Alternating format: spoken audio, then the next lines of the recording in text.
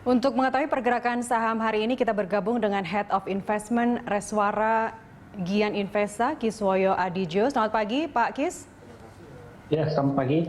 Pak Kis, kemarin ada kejadian atau penyerangan di Mabes Polri, aksi terorisme. Apakah atau seberapa besar sentimen negatif itu mempengaruhi IHSG untuk hari ini?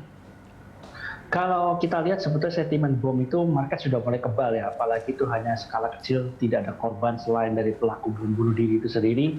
Jadi harusnya sih efeknya ke market sudah tidak ada lagi atau tidak ada sama sekali lah gitu loh.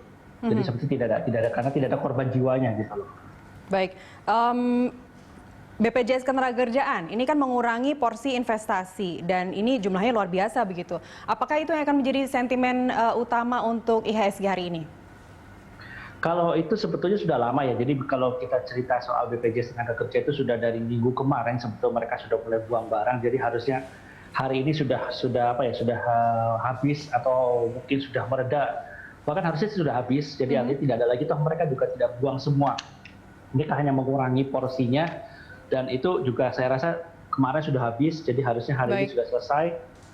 Dan tidak ada sentimen lagi sih sebetulnya. Gitu. Baik, jadi sentimen apa yang paling mempengaruhi IHSG untuk hari ini, Pak? Jadi kalau kita tahu bahwa sebetulnya bursa efek ini kemarin-kemarin isunya yang jelek banyak banget, keluar banget semua berita-berita jelek keluar. Setelah berita jelek keluar itu berarti artinya market sudah bottom. Karena kalau semua berita jelek itu sudah keluar semua ya kita tinggal menunggu berita bagus dan lalu IHSG setelah itu naik ke atas.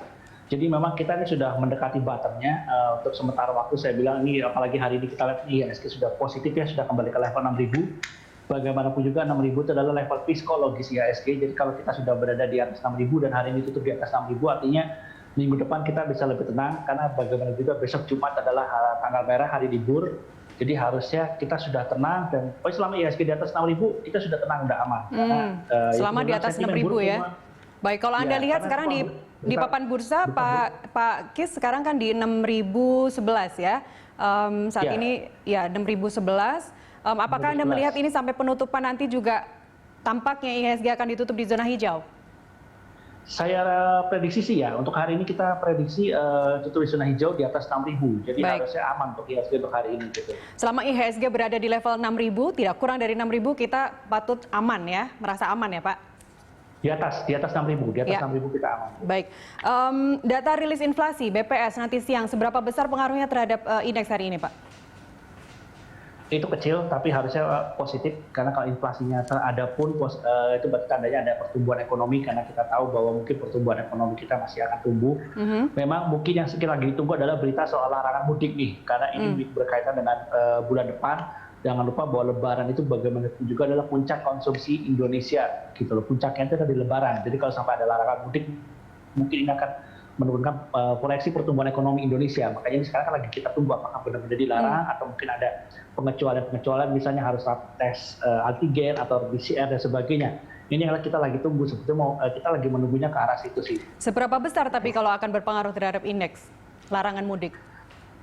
Untuk indeksnya mungkin pengaruhnya akan berlangsung selama 2-3 hari setelah pengumuman itu diumumkan gitu ya. Karena saat ini kan orang sudah pesimis dulu nih, ada larangan mudik kan sebelumnya diizinkan, atau sekarang bilang tidak. Nah, lagi tunggu hasil finalnya bagaimana. Kalau sampai dilarang pun apakah ada pengecualian apa tidak ada sama seperti tahun kemarin awal-awal puncak krisis corona kan dilarang sama sekali tuh. Nah ini kita lagi tunggu sebetulnya sih kepastiannya itu. Baik, kita sekarang ke rekomendasi saham. Pak Kis, kalau kita lihat Kalbe Farma kemarin mencatatkan kenaikan laba 9%. Apakah saham untuk Kalbe Farma layak untuk dikoleksi? Saham obat-obatan gitu ya, kayak farmasi itu sebetulnya harus waspadai. Jangan lupa bahwa mereka akan ada terkena gejolak kurs rupiah US dollar karena bahan baku mereka itu adalah impor. 90% bahan baku farmasi kita itu masih impor dari luar negeri, sehingga itu masih terkait dengan kurs US dollar kita rupiah, sehingga itu kalau ada keuntungan itu pun orang oke lah untung. Tapi bagaimana dengan kinerja tahun ini dengan kuartal 1 itu yang ditakutkan, karena kalau sampai ada gejolak kurs US dollar itu mereka pasti akan terpukul duluan. Tapi kalau saat IHSG lagi murah begini, sebetulnya yang saya sarankan adalah saham-saham blue chip utama, misalnya 4 bank besar model BRI, BCA, BBNI, terus BBNI, BBRI, Bank Mandiri, BCA. Nah itu 4 bank besar itu bagus, terus ada Telkom, juga ada Astra. Jadi fokusnya kita ke blue chip karena memang IHSG-nya sudah rendah dan memang kita berharap low IHSG tahun ini adalah di kemarin. Jadi kemarin itu diharapkan ada low IHSG untuk tahun ini karena kalau tahun kemarin itu tanggal 24 Maret adalah low-nya IHSG tahun kemarin di puncak krisis corona. Setelah itu kita naik terus sampai ke level sempat di level 6.000 lebih, biarpun tutupnya di bawah 6.000.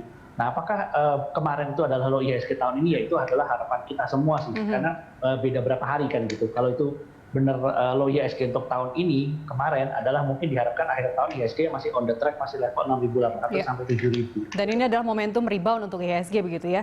Bagaimana dengan Waskita Karya Pak Kis? Waskita Karya juga mencatatkan rugi ini sampai 7 triliun sepanjang 2020 kemarin. Bagaimana sahamnya atau emiten konstruksi lainnya seperti apa?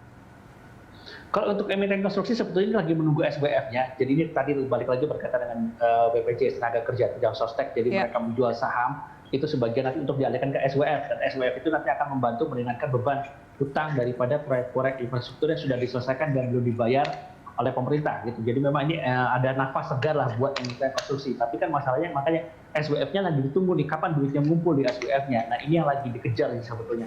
Jadi mungkin nanti setelah ketahuan bahwa SWF duitnya ada, langsung mulai bayar-bayar, nah mungkin langsung itu akan ada sentimen selama 3 hari sampai 5 hari untuk nafas segar untuk emiten konstruksi sahamnya bisa naik lah gitu. Jadi kita memang lagi menunggu SWF itu kapan dapat duit dan kapan membayarkan gitu. Baik, terakhir Pak Kis, bagaimana dengan CPO? Ini harga CPO-nya juga kembali naik. Apakah saham-saham emiten CPO sudah mulai layak untuk dikoleksi? Untuk CPO sebetulnya saya agak waspada karena bagaimana juga kita CPO biasanya bulan Mei sampai Agustus ini harga CPO-nya akan cenderung turun. Nanti akan naik lagi mulai bulan September, Oktober, November itu mulai akan naik ya. Jadi harapan saya waspada untuk sektor CPO karena takutnya akan ada koreksi setelah ini gitu. Jadi untuk investor CPO saran Anda diapain? Kalau untuk investor bisa profit taking dulu, nanti kita akan beli lagi mulai bulan September, Oktober, November lah gitu. Itu September, kita beli lagi. Karena itu ya, karena jangan lupa CPO itu sama seperti farmasi. Ini saham siklus ya. Saham siklus, kalau farmasi bukan siklus, properti dan CPO ini saham siklus, jadi harus hati-hati, kita paham siklus-siklusnya. Cuma memang kalau CPO ini dalam 1 tahun ada siklus naik dan up dan down, dan sekarang up ini sudah mendekati puncaknya, sebentar lagi akan proses turun. Jadi saya rasa harus waspada, profit taking saja kalau bisa, nanti kita tunggu lagi di low lagi lah gitu. Baik, indeks di level berapa Pak terakhir? Untuk saat ini kan indeks ada di level 6.014, jadi harusnya hari ini mungkin range-nya adalah antara level 6.000 sampai 6.150 untuk IHSG untuk hari ini. Baik, Pak Kiswoyo Adijo, terima kasih telah bersama kami pagi ini Pak. Sehat selalu.